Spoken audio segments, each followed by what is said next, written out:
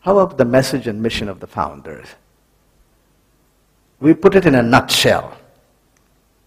Hinduism, the message and mission is to show the way to ultimate truth, which is the merging of the human Atma, which is soul, into the super soul or Brahman, the ultimate.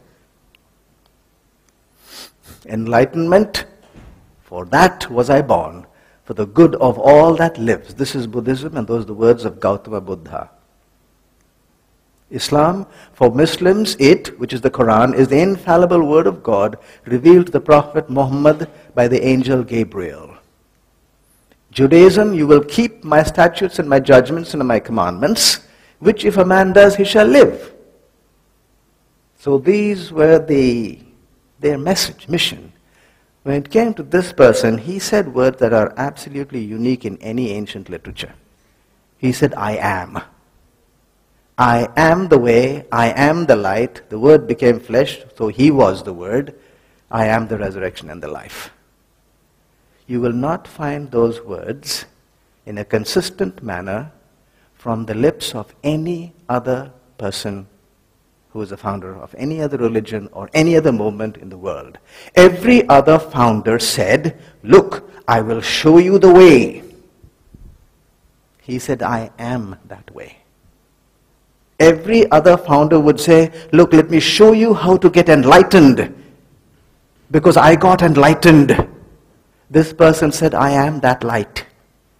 The difference is very, very stark. It takes you from one direction clean to the other. Let me give you two examples. One with Gautama Buddha. At the age of 29, he left his home. He was a prince. Left his home and went in search of truth. For 6 years, he searched for truth. The way he did it was to deny himself a whole lot of things. Food. Sometimes he would go for one whole week with just one morsel of food. And sometimes 2 weeks with just one morsel of food. He would keep standing up and never sit down, or sit down and never stand up. He would lay on a couch of thorns. He would pull out the hair of his beard and the hair of his head, searching for the light. Finally, after 6 years, under a ficus tree, he says he was enlightened. Let us accept that claim. Yes, because you remember when we started out, we said we are not in a position to challenge their claims. We cannot say you said it wrong. All we can do is look at their claims and just put it side by side. That's what we'll do. Gautama Buddha said he was super enlightened after searching desperately. It was an all-consuming, desperate search for light. After that, he was enlightened. Compare that then with this person. There is no record of him ever searching for light. There is no torturous process by which he went, denying himself so that he would get light. He simply said, I am the light. The difference is very clear. Whether it's true or not, we are not in a position to say. All we know, it is definitely different. Another comparison is with Muhammad.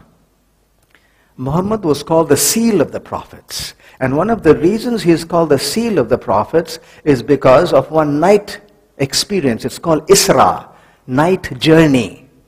One night, Angel Gabriel woke him up in Mecca and said, come along with me, and put him on the heavenly horse, steed. Buruk was the name, and flew him from Mecca to the Temple Mount in Jerusalem. As soon as they alighted on the Temple Mount, there was a ladder going up. It went through the 6th and on to the 7th heaven where Allah dwells. And the angel Gabriel took him up that ladder. Each ladder and each heaven was presided by a specific person. There was Abraham, there was Jesus, there was John, and all the rest. And finally they came up to the 7th, at the level at which Allah dwells. And that's spent some time there and then came back. There's a question whether it was a real journey or a mystical journey. We don't know, but when he said it to the people, they said, wow, that's a tremendous experience. And one of the criteria, the credentials, that he could be called the seal of the prophets is because of this. Because he was taken up to the level of Allah. Let's grant that he did go up there. One night, he went up through the 7 heavens to the 7th, where Allah dwells, and then came back. So if we accept that, this man said, the place where Muhammad went to visit is the where I dwell. That's where I come from. And I came down here for a visit. So when you look at that, the origins and the direction of travel is exactly the opposite. Inherent in Muhammad's claim is that he lives on this earth and went up to heaven for a visit. Inherent in Jesus' claim is that he lives there in the supernatural dimension and came down here for a visit. Who will know more about Byron Bay? Somebody who has lived here all his life? Or me, who came from, say, India and then was driven around here and taken to the lighthouse and took some pictures and the next flight went home? Who will know more about Byron Bay and the truth about Byron Bay? That's the point.